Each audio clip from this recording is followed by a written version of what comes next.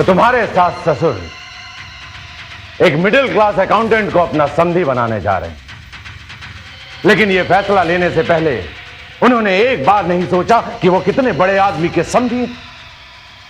राकेश नाथ, जिसका सोसाइटी में नाम है, स्टेटस है।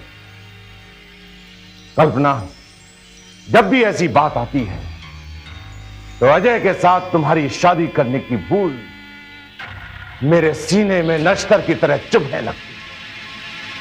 तुमने उस घर की बहू बनकर बहुत बड़ी गलती की है। पापा, मैं 1000 बार अपनी गलती की माफी मांग चुकी हूँ।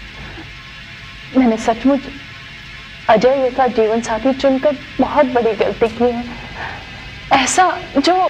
बेटी, अगर बात यहीं खत्म हो जाती तो ठीक, लेकिन वो लोग तो अपनी औकात से बाहर ही नहीं आना चाहते, और आज एक छोटे से खानदान में अपनी शादी करके हमें भी नीचा दिखाना चाहते हैं।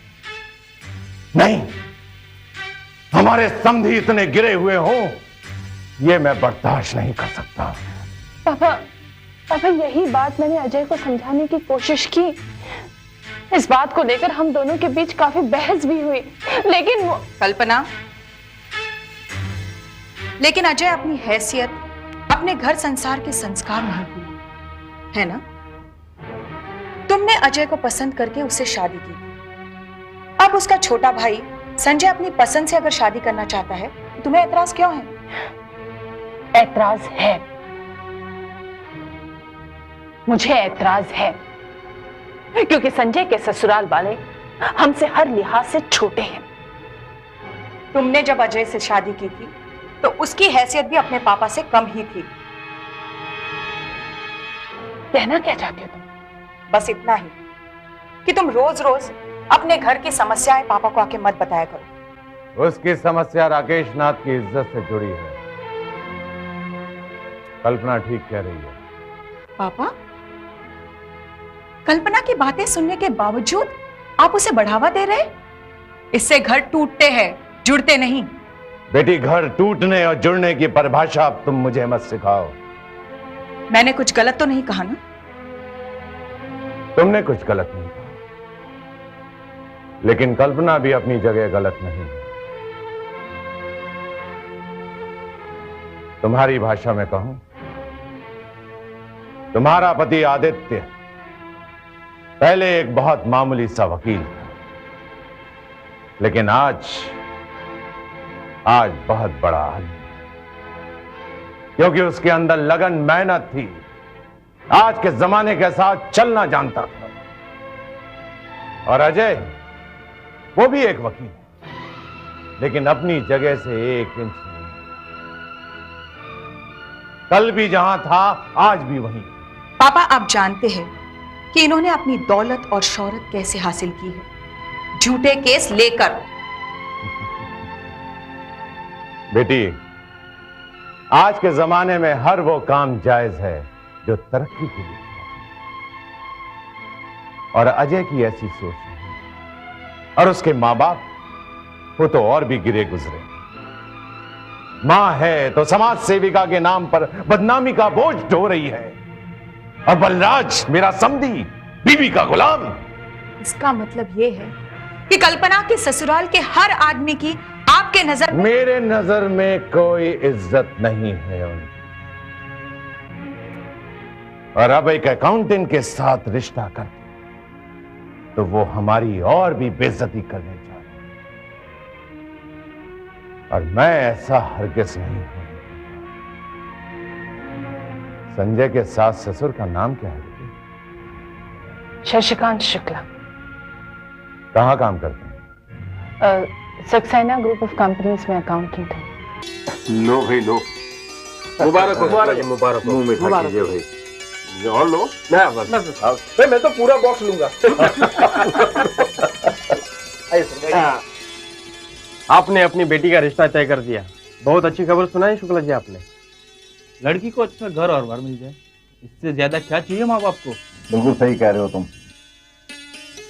मेरी बेटी को घर वर दोनों ही अच्छे मिले। मैं भाग्यवान न सही, मेरी बेटी तो भाग्यशाली है। डॉक्टर साहब जल्दी से उसके हाथ पीले करवा दीजिए।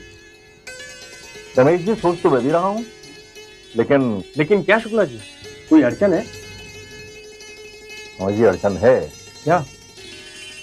जो एक अमीर खानदान के साथ इत्तेफाक से रिश्ता तय हो जाने के बाद एक बेटी के गरीब बाप को होती है, वही अड़चन है। शुक्ला जी पहले मत बुझाइए, खुलकर बताइए तो सही। हो सकता है हम लोग शायद आपकी कुछ मदद कर सकें। हाँ शुक्ला जी, बताइए।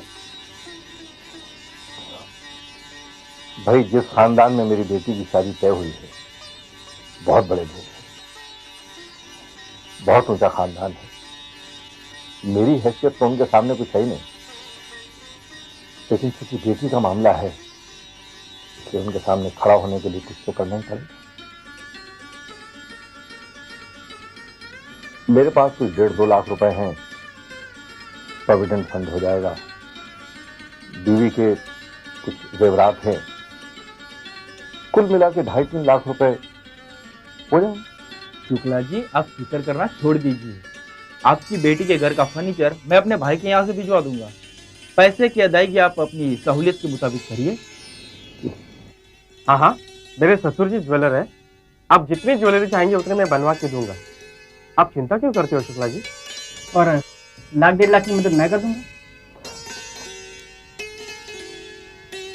आप लोग इस तरह मुझे मॉरल सपोर्ट दे रहे हैं, उसके लिए मैं बहुत बहुत धन्यवाद करता हूँ आपका।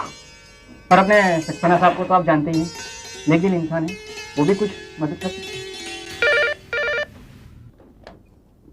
राकेश नाथ बोल रहा हूँ। हाँ जी।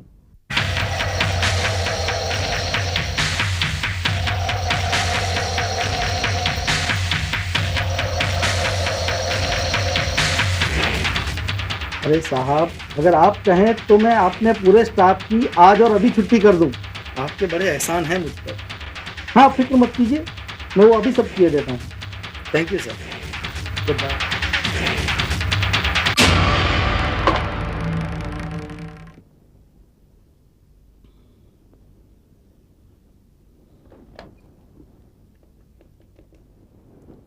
शुक्ला जी, जी जरा केबिन में आइएगा प्लीज। जी, मैं अभी हाजिर हुआ। सक्सेना साहब ने केबिन में बुलाया। हाँ शुक्ला जी, लगे पैसे की भी बात कर लीजिए। वो भी कर दूंगा। सर, उनका भी मुंह मीठा करवा लीजिए। ये भी अच्छा आइडिया है। सर, मैं अंदर आ सकता हूँ? आइए।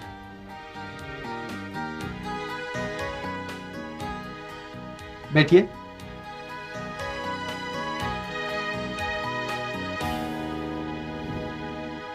देखिए शुक्ला जी, आप हमारी कंपनी के बहुत पुराने अकाउंटेंट हैं, मेहनती, ईमानदार। पिछले 15 सालों में आपने हमें कभी शिकायत का मौका नहीं दिया।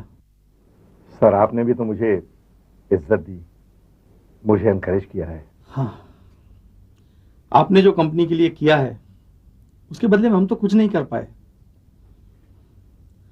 आप जैसा लॉयल एम्प्लॉय बहुत कम लोगों को मिलता है, लेकिन आपकी इन सभी खूबियों के बावजूद आपके बारे में पिछले कई दिनों से एक निर्णय हमें लेना था, और निर्णय ये है कि आपको आज और अभी से नौकरी से बर्खास्त किया जाता है।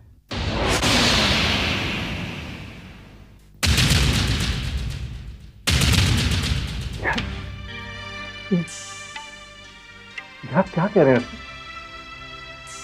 मुझे ये निर्णय मजबूरी में लेना पड़ रहा है। लेकिन सर, मेरा कसूर क्या है? मेरी गलती क्या है? मैंने क्या ऐसा किया? नहीं, ऐसी कोई बात नहीं। आप कल से यहां नौकरी पर नहीं आएंगे, बस।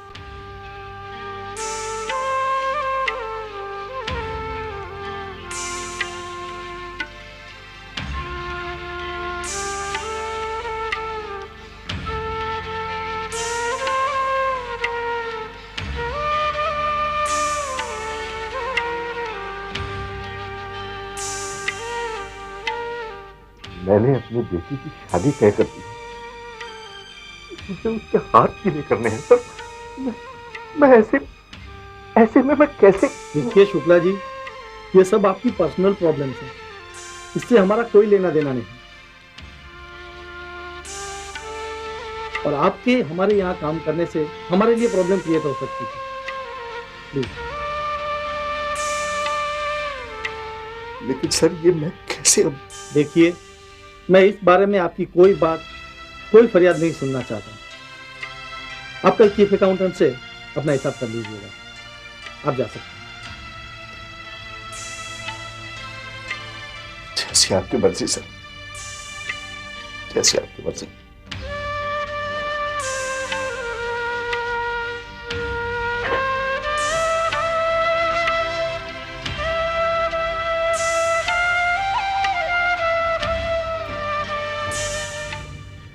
मम्मा, सुना आपने?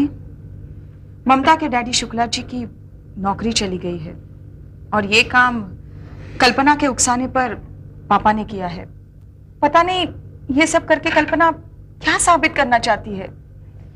मुझे तो कुछ भी समझ में नहीं आ रहा है, वो क्यों अपने घर की सुख शांति भंग कर रही है।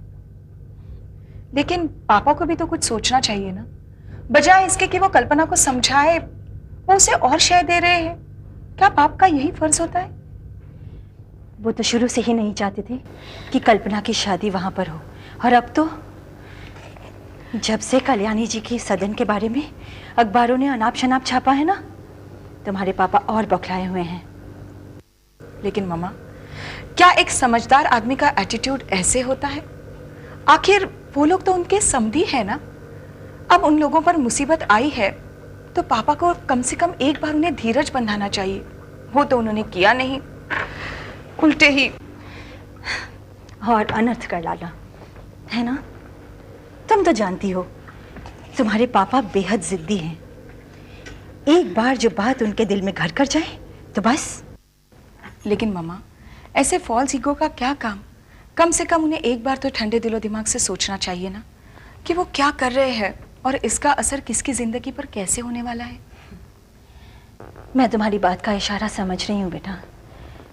कई बार मैंने कल्पना को समझाने की कोशिश भी की, लेकिन वो समझे तब ना।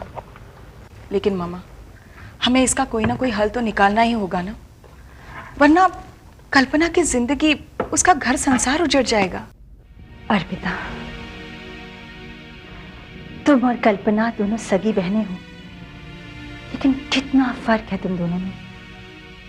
एक तुम हो जो चाहती हो कि अपने पति सिर्फ ईमानदारी के रास्ते पर चलें, लेकिन आदित्य झूठ के सहारे अमीर से और अमीर बनना चाहता है। उधर कल्पना का पति अजय सिर्फ ईमानदारी से कमाना चाहता है।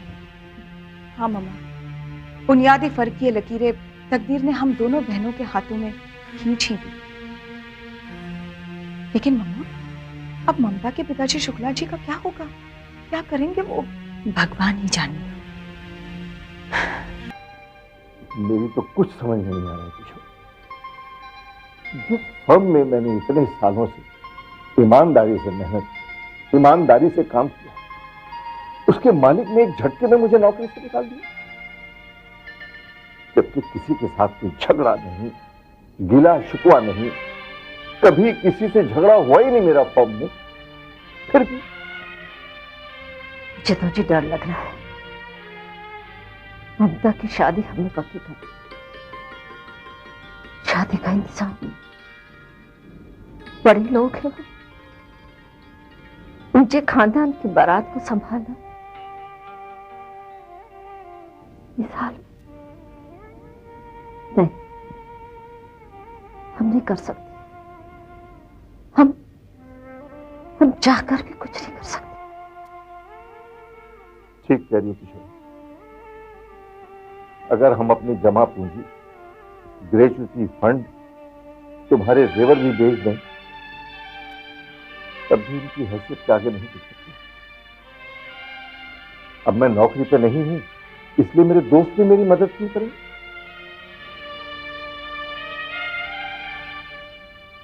हमारी बेटी के भाग्य ने उसे अच्छे खानदान में रिश्ता तय किया, लेकिन हमारा दुर्भाग्य क्या हम ये रिश्ता कर नहीं सकते। अब क्या करें जी?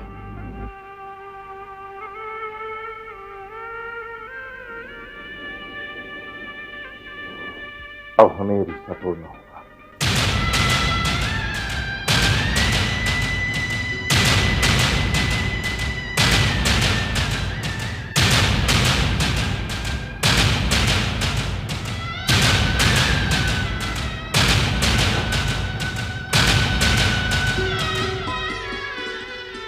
हम अपने आप को बेच भी दें तब भी ये रिश्ता नहीं कर सकते। हमें अपने सीने पर पत्थर रखना होगा किशोरी, अपनी बिटिया की खुशियों को गला घोट देना होगा। मैं जाऊंगा बलराज चौधरी के पास, मैं कहूंगा उससे कि उनकी हैसियत के सामने हम कुछ भी नहीं है, इसलिए रिश्ता नहीं हो सकता, नहीं हो सकता, नहीं हो सकता।